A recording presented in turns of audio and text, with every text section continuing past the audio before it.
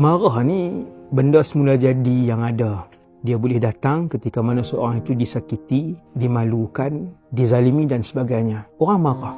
Sifat normal semua manusia ada, termasuk saya. Satu, semua orang memiliki sifat itu, termasuk Nabi SAW.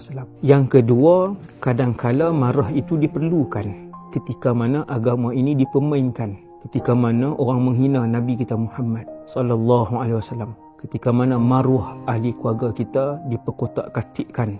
Perlu marah. Tetapi kebanyakan marah dan marah yang berlebihan boleh membuatkan seseorang itu hilang kawalan diri. Membuatkan dia mengeluarkan perkataan kesat. Boleh membuatkan dia menyakiti orang lain. Maksudnya marah yang berlebihan, yang tidak dikawal, mendatangkan dosa. Kadang-kadang boleh mendatangkan murka Allah Subhanahu Wa Taala.